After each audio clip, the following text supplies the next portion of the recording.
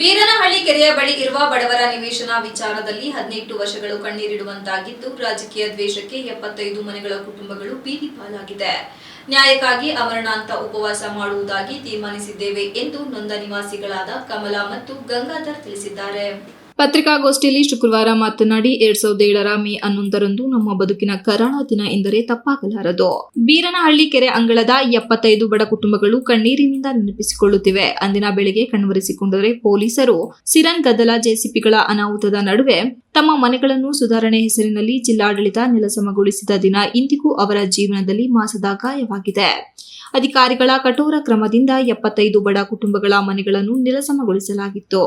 ಅಂದಿನ ಕಣ್ಣೀರಿನ ಕೂಗು, ಆಕ್ರಂದನಕ್ಕೆ ಯಾರೂ ಕರುಣೆ ತೋರಲಿಲ್ಲ. ಈ ಘಟನೆಯ ನಂತರ ಅಂದಿನ ಶಾಸಕರಾದ ಹಾಗೂ ಆಶ್ರಯ ಸಮಿತಿಯ ಅಧ್ಯಕ್ಷರಾದ ಎಚ್.ಎಸ್. ಪ್ರಕಾಶ್ ಅವರು 66 ಫಲಾನುಭವಿಗಳನ್ನು ಆಯ್ಕೆ ಮಾಡಿ ಕೃಷ್ಣನಗರದಲ್ಲಿ ನಿವೇಶನ ನೀಡಲು ಹಕ್ಕುಪತ್ರವನ್ನೇ ಬಿತ್ತರಿಸಿದ್ದರು. ಹಕ್ಕುಪತ್ರ ಕೊಟ್ಟು ನಂತರ ಹಿಂತೆಗೆತವಾಗಿದೆ. ಹಕ್ಕುಪತ್ರ ನೀಡಿದರೂ ಕೃಷ್ಣನಗರದಲ್ಲಿ ಆಶ್ರಯ ಯೋಜನೆ ಅಡಿಯಲ್ಲಿ ನಿವೇಶನ ಕೊಡಲು ಸಾಧ್ಯವಿಲ್ಲ ಎಂದು ನಗರಾಭಿವೃದ್ಧಿ ಪ್ರಾಧಿಕಾರ ತಿರಸ್ಕರಿಸಿದೆ ಎಂದರು. ಬೀರನಹಳ್ಳಿ ಕೆರೆ ಮನೆಗಳನ್ನು ಕಳೆದುಕೊಂಡ ಕುಟುಂಬಗಳು 18 ವರ್ಷಗಳಿಂದ ಬೀದಿ ಬದಿಯಲ್ಲಿ ಬಾಡಿಗೆ ಮನೆಗಳಲ್ಲಿ ಸಂಕಷ್ಟದಲ್ಲಿ ಬದುಕುತ್ತಿವೆ. ನಿವೇಶನಕ್ಕಾಗಿ ರಾಜಕಾರಣಿಗಳ, ಅಧಿಕಾರಿಗಳ ಕಚೇರಿಗಳ ಬಾಗಿಲು ತಟ್ಟಿದರೂ ನ್ಯಾಯ ಸಿಗಲಿಲ್ಲ. ಇಂದು ಬೀರನಹಳ್ಳಿ ಕೆರೆ ಅವರ ಮನೆಯನ್ನು ಕಿತ್ತುಕೊಂಡ ಸ್ಥಳವೇ ಸ್ಮಶಾನದಂತೆ ಮನೆಗಳನ್ನು ತೆರವುಗೊಳಿಸಿದ ಜಾಗ ಎಂದು ಬೆಳವಣಿಗೆ ಕಂಡಿಲ್ಲ, ಶೂನ್ಯವಾಗಿ ಬಿದ್ದಿದೆ. ಯಾವ ಅಗತ್ಯಕ್ಕಾಗಿ ನಮ್ಮ ಮನೆಗಳನ್ನು ಕುಸಿತ ಮಾಡಿದರೋ ಎಂಬ ಪ್ರಶ್ನೆಗೆ ಉತ್ತರ ಇನ್ನೂ ಇಲ್ಲ. ಹಲವು ಬಾರಿ ಮನವಿ ಕೊಟ್ಟರೂ ಯಾವ ಪ್ರಯೋಜನವೂ ಸಿಕ್ಕಿಲ್ಲ ಎಂದು ತಮ್ಮ ಅಳಲು ತೋಡಿಕೊಂಡರು. ಜಿಲ್ಲಾಧಿಕಾರಿ, ಮುಖ್ಯಮಂತ್ರಿ ಕಾರ್ಯಾಲಯ, ವಸತಿ ಸಚಿವಾಲಯ, ಜಿಲ್ಲಾ ಉಸ್ತುವಾರಿ ಮಂತ್ರಿಗಳ ಜನಸ್ಪಂದನ ಎಲ್ಲೆಡೆಗೆ ಮನವಿ ಸಲ್ಲಿಸಿದರೂ ಸ್ಪಂದನೆ ಇಲ್ಲ. ಇದೀಗ ಅಂತಿಮ ಹೋರಾಟ ಅಮರಣಾಂತರ ಉಪವಾಸ ಮಾಡಲು ನಿರ್ಧಾರ ಮಾಡಲಾಗಿದೆ. ಎಲ್ಲ 75 ಕುಟುಂಬಗಳು ಜಿಲ್ಲಾಧಿಕಾರಿ ಕಚೇರಿ ಎದುರು ಅಮರಣಾಂತರ ಉಪವಾಸ ಸತ್ಯಾಗ್ರಹ ಮಾಡಲಾಗುವುದು ಎಂದು ಹೇಳಿದರು. ತುಂಬಾ ಕಷ್ಟದಲ್ಲಿ ಜೀವನ ಮಾಡ್ತಾ ಇದ್ದೀವಿ.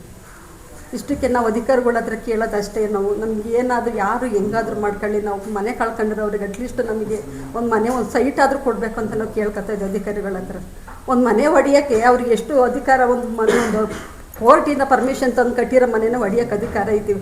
ಏಕಾಏಕಿ ಇವರು ಬೆಳಗ್ಗೆ 8 ಗಂಟೆಗೆ ಬಂದು ಮನೆ ಸಾಮಾನನ್ನು ತಗೊಳಕ್ಕೆ ಬಿಡ್ದಲೇ ಹೊಡೆದಾಕಿದ್ರಲ್ಲ, ಅವ್ರಿಗೆ ಇನ್ನೆಷ್ಟು ಇರಬೇಡ. ಇವತ್ತು ಹೋಗಿ ಕೇಳಿದರೆ ಒಬ್ಬರು ನಮಗೆ ಗೊತ್ತಿಲ್ಲ, ನಮಗೆ ಸಂಬಂಧಪಟ್ಟಿರುವುದಿಲ್ಲ, ನಮಗೆ ಒಳಪಡುವುದಿಲ್ಲ ಅಂತ ಕೇಳ್ತಾರಲ್ಲ. ನಾವು ಯಾವ ಅಧಿಕಾರಿಗಳ ಹತ್ರ, ಯಾವ MLA ಹತ್ರ, ಯಾವ DC ಅವ್ರ ಹತ್ರ, ಯಾವ ಸರ್ಕಾರದ ಹತ್ರ ಹೋಗಿ ಕೇಳೋಣ ಹೇಳಿ ನೀವುಗಳೇ. ನಾವು ತುಂಬ ನೊಂದಿದ್ದೀವಿ. ಆಲ್ರೆಡಿ 18 ವರ್ಷಗಳ ಕಾಲದಿಂದ ತಿರುಗಿರೋ ಜಾಗನೇ ಇಲ್ಲ, ಹತ್ತಿರ ಕಣ್ಣೀರೆಲ್ಲ ನೊಂದು ನಾವು ಜೀವನದಲ್ಲಿ ತುಂಬ ಕಷ್ಟದಲ್ಲಿ ನೊಂದು ಜೀವನ ಮಾಡ್ತಿದ್ವಿ. ಸರ್, ಈಗ 2007ರಲ್ಲಿ 75 ಮನೆಗಳನ್ನ ಪತ್ರಿಕಾಗೋಷ್ಠಿಯಲ್ಲಿ ನಿವೇಶನ ಕಳೆದುಕೊಂಡ ಗೌರಮ್ಮ, ಜಯಲಕ್ಷ್ಮಿ, ಮೀನಾಕ್ಷಿ, ಹೇಮಾ, ಪುಷ್ಪವತಿ ಇತರರು ಉಪಸ್ಥಿತರಿದ್ದರು. Srinivas, TV 46 news Kannada, Hassan. You are watching TV 46 News Kannada.